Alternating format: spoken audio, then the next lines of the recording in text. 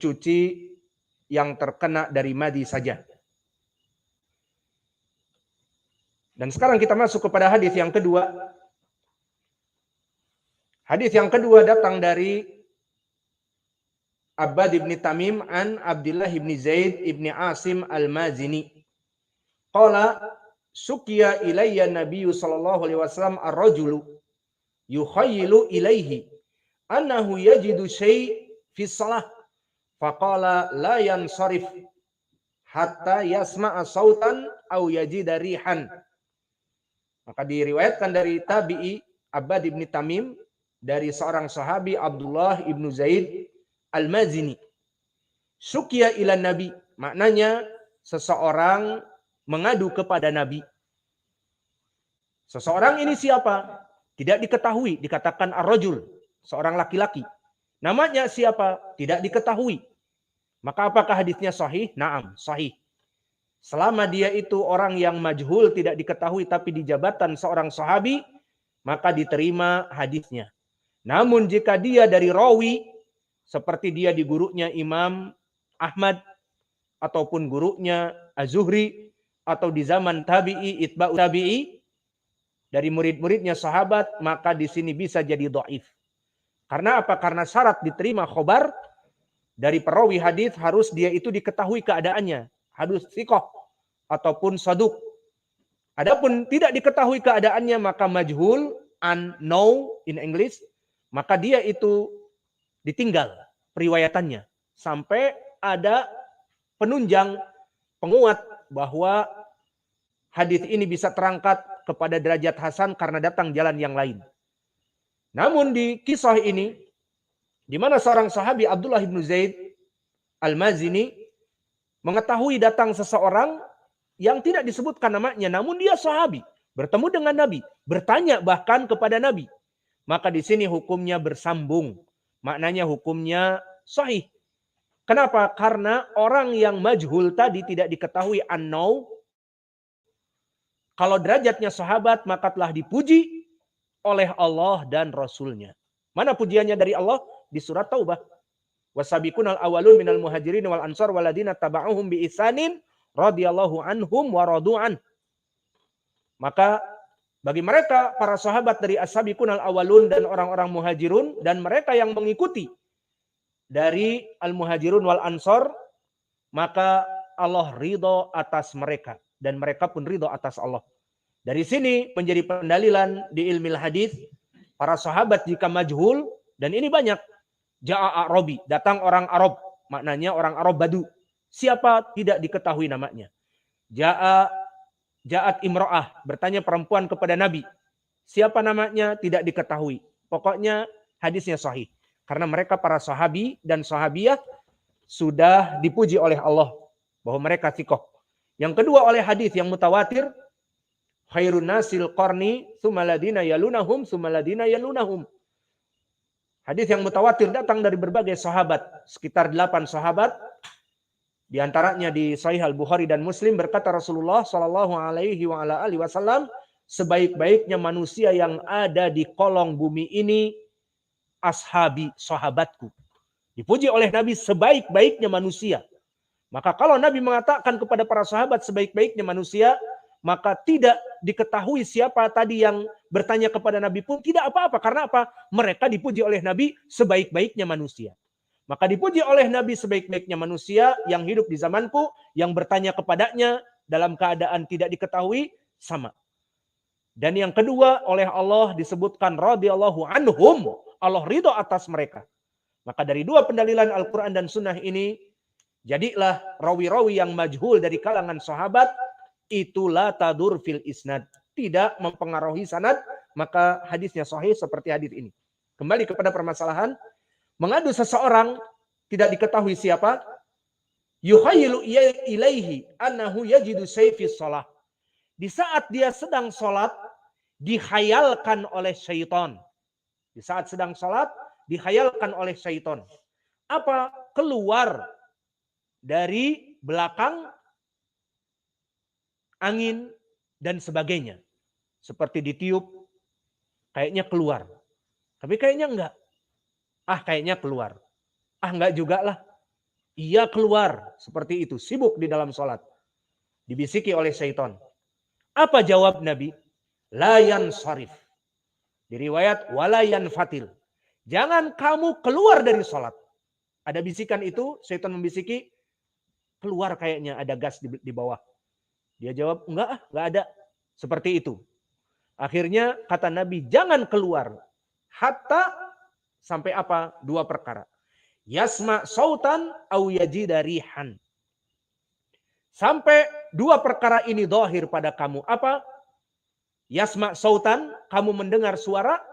Dan yang kedua, yajida rihan. Kamu mencium bau. Dari hadis ini, barakallahu fikum, menjadi pendalilan bagi kita tentang permasalahan kaidah di dalam ilmil usul dan qawaidul fiqhiyah, tentang permasalahan kaidah tarji'ul ahkam bil yaqin. Perkara-perkara dari hukum di dalam Islam yang ragu, maka tidak diamalkan dari keraguan. Tetapi apa? Tetapi harus dengan yakin. Yang diamalkan itu keyakinan. Maka disebutkan oleh As-Sa'di di dalam Qawaid al-Fiqhiyah dengan syairnya wa tarji'ul ahkam lil yaqini fala yazilu syakka lil yaqini. Maknanya kembali hukum-hukum Islam itu kepada perkara yang yakin, bukan ragu-ragu. Dan keyakinan itu menghancurkan syak yang ada. Yang diambil itu keyakinan dan syak dihancurkan dengan keyakinan. Maka keyakinan adalah zawalu syak. Di saat seorang syak, maka diyakinkan. Ini dari kaidah di dalam ilmil usul. Maknanya, di saat seseorang dalam keadaan ragu-ragu. Contohnya, dia sedang salat, dibisiki oleh syaitan.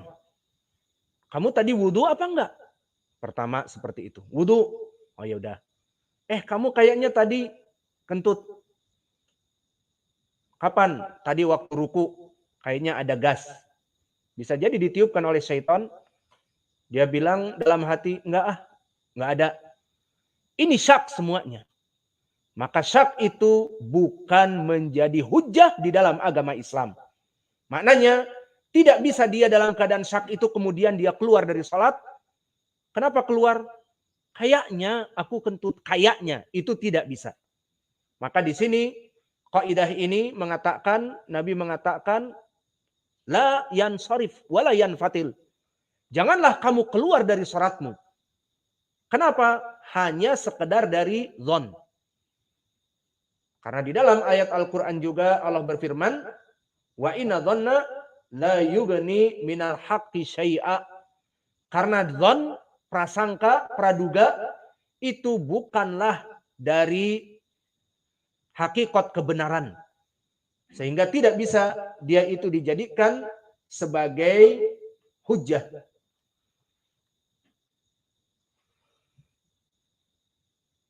Maka di dalam ayat yang lain juga, inna dhanna la yughni minal haqqi syai'a, bahwa sungguhnya prasangka itu tidak bisa dijadikan hujjah. Maka dari sini, faidah yang bisa kita ambil dari hadis ini, pertama, bahwa asal dari kaidah tidak boleh seseorang keluar dari sholat kecuali dengan perkara yang yakin. Tidak boleh seseorang keluar dari sholat dengan perkara yang ragu. Di saat dia sholat setelah 3 rakaat, sholat maghrib, menjelang salam, kemudian dibisiki syaitan di saat dia ruku atau sujud, seakan-akan dia kentut. Maka dibisiki dan dibisiki. Kayaknya kamu kentut. Tadi ada angin dan sebagainya. Maka akhirnya dia perang batin dengan syaitan tersebut. Kemudian di sini kata Nabi, la yansarif wa la yanfatil. Sampai diyakinkan dengan 2 perkara. Gampang. Di saat tadi dibisiki syaitan, ingat saja tadi. Pertama, terdengar apa tidak suara bom yang meledak. Bom. Jika terdengar suara bom di saat dia ruku ataupun sujud tadi, bum, berarti jelas dia kentut.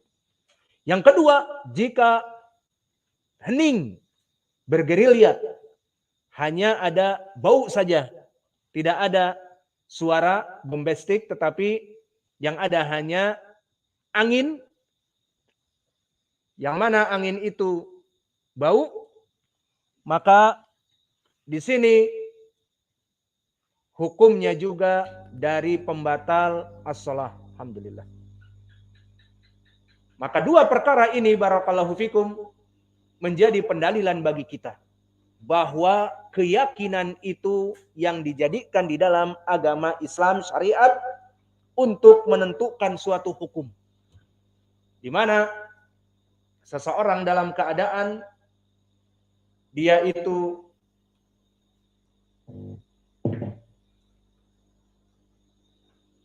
dibisiki oleh syaitan, apakah keluar angin atau tidak? Jawabnya kita katakan tidak. Mana dalilnya? Kata Nabi, apakah kamu mendengar suara? Tidak. Dari tadi tidak ada suara keluar dari belakangku. Kedua, apakah ada bau? Tercium bau? Tidak. Ya sudah, selesaikan sholatnya. Maka inilah yang diinginkan di dalam hadis ini.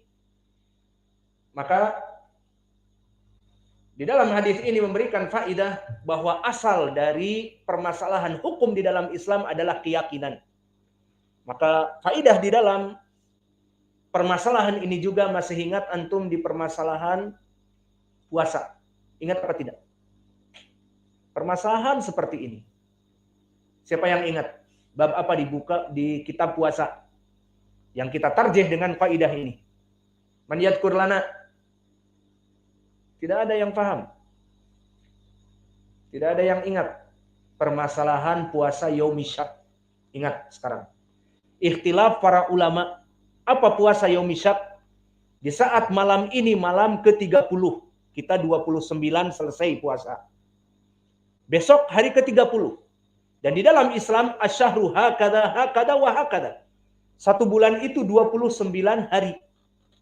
Maka di malam ke-30, di hari ke-29, maghribnya itu diperintahkan kaum muslimin untuk melihat hilal. Di saat dilihat hilal, ternyata terlihat hilal, maka besoknya tanggal 1. 29 selesai, besoknya tanggal 1. Di Islam hanya 29 hari.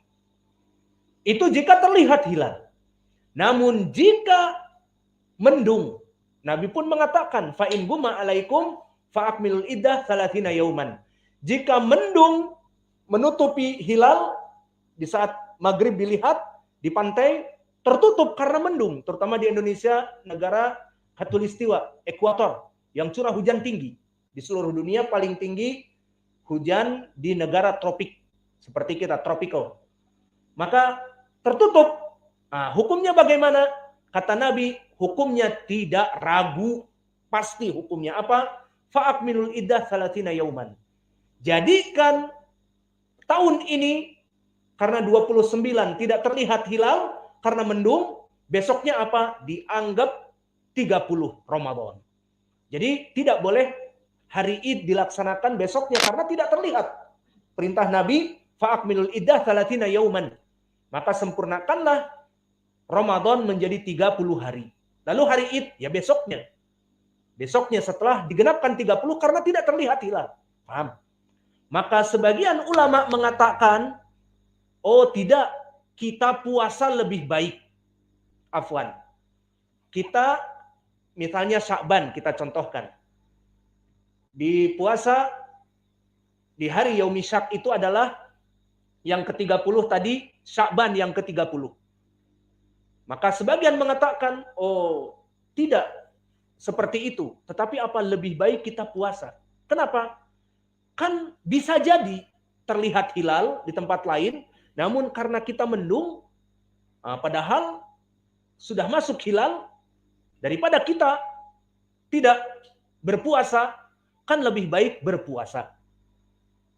Ucapan mereka ada madhabnya, yang mana mereka mengatakan puasa Yaumisyak lebih baik daripada tidak puasa. Maka ini kita katakan mereka beragama dalam keadaan keraguan.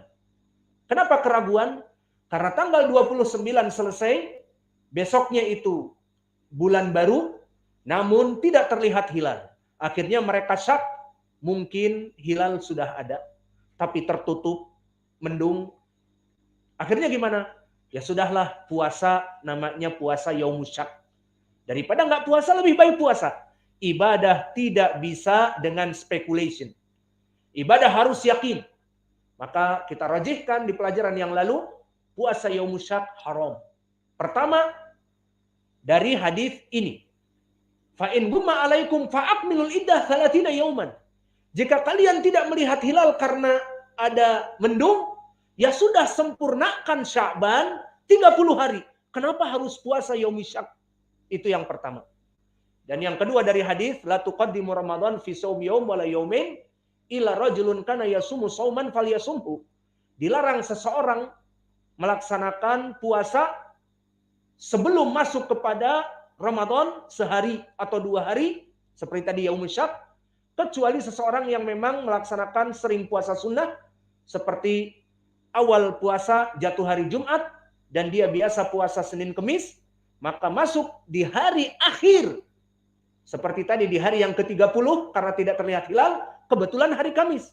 Maka dia berpuasa hari Kamis sunnah, tidak apa-apa. Adapun puasa karena tujuan tadi Yaumus Syak, maka hukumnya haram, tidak boleh. Paham ya? Maka di sini menjadi pendalilan bahwa puasa Yaumus Syak tidak boleh. Kenapa?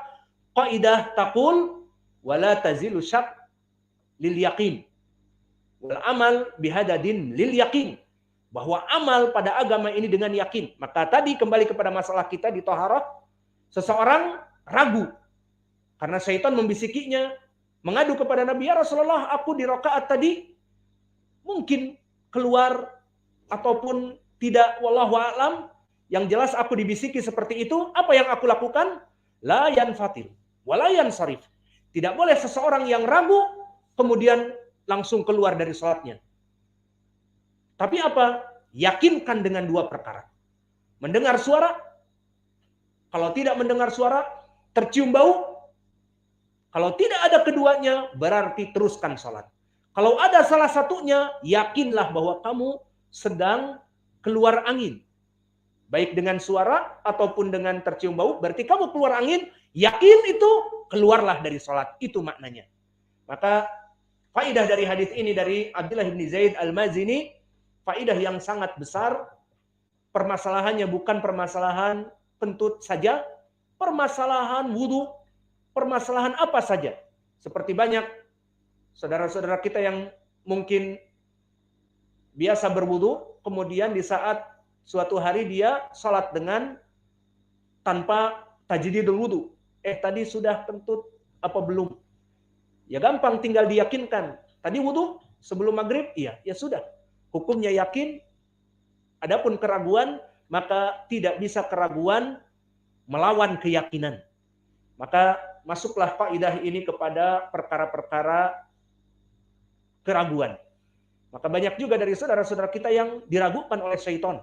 Bahkan masalah takbir. Antum lihat ada orang yang masuk salat, usolli salat duhri arba rakaat. Allah. Balik lagi. Pernah lihat? Kasihan 10 kali.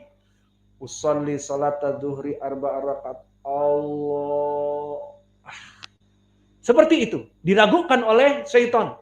Kamu tidak membaca usolli dengan benar. Kamu tidak melafadzkan usolli dengan benar. Bla bla bla dan sebagainya. Maka inilah jawabannya. Jika dia yakin, dia berwudu dan sholat niatnya kepada Allah, tidak usah pakai usolli dan sebagainya, langsung Allahu Akbar. Ataupun dibisiki oleh syaitan tidak membaca Al-Fatihah seperti yang kita pelajari di hadis Ubadah bin Samit, la salata liman lam yaqra bi Fatihatil Kitab. Ini juga yang banyak kasus pada saudara-saudara kita. Barang siapa yang tidak membaca Al-Fatihah maka tidak salat baginya. Ada saudara kita yang salat duhur, kita selesai salam dia berdiri lagi. Kemudian kita tanya, ya akhi, salaita khamsan. Kamu salat 5. Iya Ustaz, masalahnya pas salam tadi lupa saya di rakaat yang ketiga baca Al-Fatihah apa tidak. Nah, sekarang untuk ahlu sunnah pun punya fitnah. Syaitan itu mengikuti. Wah, orang-orang ahlu sunnah ini ihtimam dengan membaca Al-Fatihah. Ya kita goda ke arah situ. Baca Al-Fatihah enggak? Diragukan. Kamu waktu Allahu Akbar di rakaat yang ketiga kan kamu menghayal tentang dagangan kamu, tentang bagaimana istrimu, bagaimana yang di sana dan sebagainya. Kamu menghayal terus imam Allahu Akbar. Kamu enggak baca Al-Fatihah. Padahal dia baca. Maka di situ perang batin. Yakinkan, saya selalu membaca Al-Fatihah setiap imam masuk Allahu Akbar, langsung saya baca Al-Fatihah. Misalnya dengan yakin seperti itu. Hilanglah. Maka faidah hadis ini masuk ke berbagai perkara. Masalah niat yang ragu-ragu, masalah membaca Al-Fatihah atau tidak, dan masalah dia kentut atau tidak, masalah dia sudah wudu atau belum, maka itu pun diyakinkan di dalam hati. Dan faidah yang kedua di dalam hadis ini, permasalahan syak tidak bisa menjadi pendalilan di dalam ibadah. Jika kita hanya syak, kemudian kita keluar dari sholat, tidak boleh. Bahkan haram. Karena apa? Nabi mengatakan, la yansharif. Sehingga jika hanya kita mengikuti bisikan syaitan, Allahu Akbar, kemudian ragu, keluar, ini tidak boleh. Karena harus meyakinkan. Dan faedah yang ketiga, tidak boleh seseorang yang sudah masuk kepada sholat dengan takbiratul ihram untuk keluar seenaknya. Maka bukan main-main sholat itu. Di dalam hadis dikeluarkan Ashabus Sunan yang sahih, as-shalah uftutiha bitakbir wantuhiya bisalam. Sholat itu adalah amal ibadah yang dimasuki dengan kunci takbir Allahu Akbar, ditutup dengan salam. Tidak boleh bermain-main padanya, sedikit-sedikit batal. Sholat lagi, takbir lagi, Allahu Akbar. Belum selesai seperti itu, mungkin belum masih di rakaat pertama, dibatalkan lagi karena ragu. Tadi nawaitu baca usolli atau tidak, tadi takbirnya benar atau tidak, dan sebagainya. Maka tidak boleh sembarangan. Maka orang-orang yang banyak kita lihat dari awam bermain-main Allahu Akbar, diulang lagi Allahu Akbar, itu syaitan menguasainya. Diberikan waswasah dan tidak tahu ilmu keyakinan seperti ini.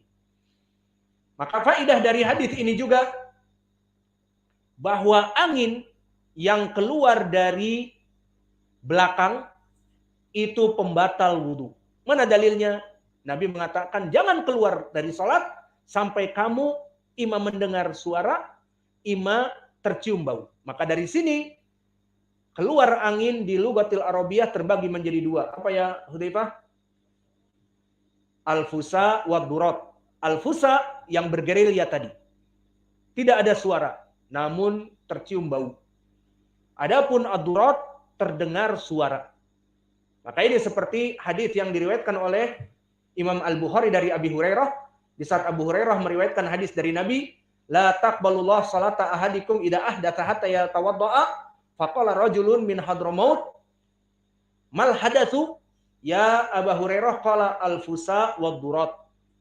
Seseorang yang berhadas tidak boleh sholat kecuali dia berwudu. Datang orang bertanya kepada Abu Hurairah dari Hadramaut, dari Yaman, wahai Abu Hurairah, apa itu al-hadath? Tadi kamu menyebutkan seseorang jika hadas tidak boleh sholat kecuali dia harus berwudu dulu. Apa hadas? Ditafsirkan oleh Abu Hurairah al-fusa wad-durat. Bahwa di lughah Arabiyah al-hadas ada dua. Al-fusa yang bergerilya tanpa suara namun tercium bau. Dan yang kedua, dia terdengar suara menggelegar. Maka di sini maknanya durat. Dan durat juga telah datang di dalam hadis adab bagi iblis dan syaitan pengikutnya. Apa itu? Di saat apa? Hadis apa? Adab untuk iblis dan syaitan. Durat. Hinal adan. Di saat mendengar adan. Maka adan itu tidak sembarangan. Disebutkan dalam hadis yang muttafaqun alaih dari Abi Hurairah, idza adinal muadzin fa inna syaitan yahrubu. Bahwa di saat muadzin mengumandangkan adzan Allahu Akbar, syaitan itu lari dan iblis dan semua pengikutnya lari dari tempat itu. wala hudurat, dan pip pip pip pip pip pip, suara seperti itu. Keluar angin dari perutnya seperti dipukul atau bagaimana mendengar adzan itu, menderita syaitan. Setiap adzan duhur dia di antara kita mengganggu santri-santri, kemudian dikumandangkan adzan, lari sejauh mungkin sampai dia tidak mendengar, karena adzan itu menerpa dirinya, membuat dirinya itu wallahu alam sakit dan sebagainya, panas, dan sampai terkentut-kentut. Pip pip pip pip pip sampai ke laut atau ke tempat yang tidak terdengar adzan. Maka di negara Islam syaitan itu menderita.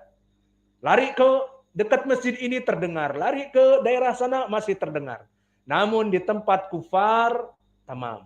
Di Amerika, di Eropa, masuk adzan tidak ada yang adzan. Adzan pun harus di mikrofon, tidak boleh mikrofon dan di dalam masjid. Sehingga kota-kota dan sebagainya tidak ada adzan. Murtah syaitan. Masuk waktu adzan, tidak ada adzan, tidak usah lari terkentut-kentut. Tetapi di negara Islam, lari ke arah manapun, semua masjid adzan, akhirnya lari ke gunung, ke laut, ke lembah, dan sebagainya. Maka inilah yang bisa diambil dalam permasalahan ini juga, bahwa apa yang keluar dari belakang dari permasalahan pembatal dari sholat. Maka mungkin ini yang bisa kita berikan. Wa naktafi ila huna wa jazakumullahu khaira wa barakallahu fi ilmikum. Subhanakallahumma bihamdika asyhadu an la ilaha illa anta astaghfiruka.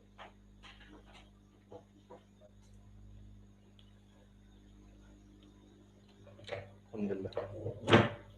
Enggak jadi diputus.